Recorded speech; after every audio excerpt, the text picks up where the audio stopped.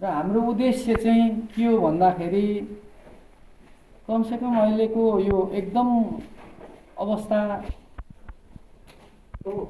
राष्ट्रको एकदम गाह्रो अवस्थामा पनि अब धेरैले सबै युवाहरू विदेश पलायन हुन्छन्, विदेश जान्छन् भन्ने कुरोहरूलाई अङ्गीकार गर्दै अब यो अहिलेको नयाँ पिँढी जेन्जी पुस्ता जो तपाईँहरू हुनुहुन्छ युवा भाइ बहिनीहरू, तपाईँहरूले कमसेकम केही सिपहरू सिकेर आफ्नो भविष्य निर्माणको निम्ति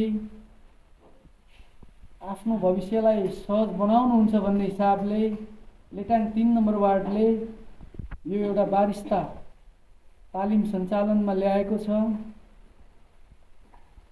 यो हाम्रो 3 नम्बर वार्डको भूगोल अलिक ठुलो छ, वार्डको बजेट पनि त्यस्तै खालको छ, तथापि पनि अब हामीले सबै युवाहरूलाई समेट्न त सक्दैनौँ। त्यही पनि लेटाङ 3 नम्बर वार्डले निर्माण गरेको 8वटा टोल विकास संस्थाहरूबाट तपाईँहरूलाई जुन चाहिँ सिफारिस गरेर यहाँ आउनुभएको छ, म सम्पूर्ण टोल विकास संस्थाहरूलाई धन्यवाद दिन चाहन्छु। हामीले कहिले पनि जनप्रतिनिधिहरूले यो मेरो मान्छेलाई लगाइदेऊ, यो मेरो मान्छे हुनैपर्छ है भन्ने हामीले राख्यौँ न, त्यो चाहना राख्यौँ न। हामीले सबै कुरो चाहिँ टोल विकास संस्थालाई जिम्मा दियौँ। हामीसँग 8वटा टोल विकास संस्थाहरू छन्। जुन टोल विकासबाट जसलाई सिफारिस गरेर यहाँ पठाउनु भएको छ, उहाँ भाइ बहिनीहरू नै यहाँ आज सिक्न आउनु भएको छ। हामीले हाम्रो उद्देश्य, वार्डको उद्देश्य अब अलिक धेरै युवाहरूलाई नै गरौँ भन्ने, तर अब बजेटको कारणले गर्दाखेरि त्यो सबै कुरो पनि सम्भव भएन। तथापि पनि जो जति आउनुभएको छ तपाईँहरूले यो तालिममा अब लिएर आफ्नो जीवनयापन अथवा कहीँ जाँदाखेरि अब केही गर्छु भन्दाखेरि पनि तपाईँहरूलाई सहज हुने यो सिप भन्ने कुरो चाहिँ कसैले खोसेर नलाने, जसले सिकेको छ उसकै लागि मात्रै हुन्छ।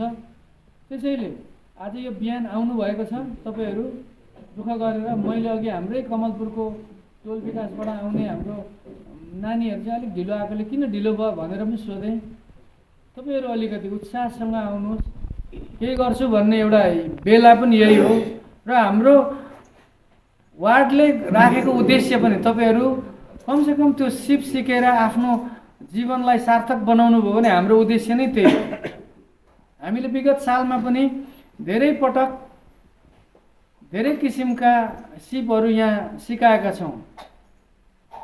हामी जब निर्वाचित भएर आयौँ 2079 साल, त्यो वर्ष पनि हामीले इलेक्ट्रिसियन अनि फ्रिजर, रेफ्रिजरेटर र यो एसी को पनि हामीले सिप सिकाएका थियौँ। तर त्यो सिप कहाँ पुगेको छ हामीलाई थाहा छैन। त्यस पछाडि हामीले झापा दमकसँगै त्यो सिप तालिमसँग चाहिँ समन्वय गरेर हामीले प्लम्बिङको पनि यही हलमा सिप सञ्चालन गरेका थियौँ।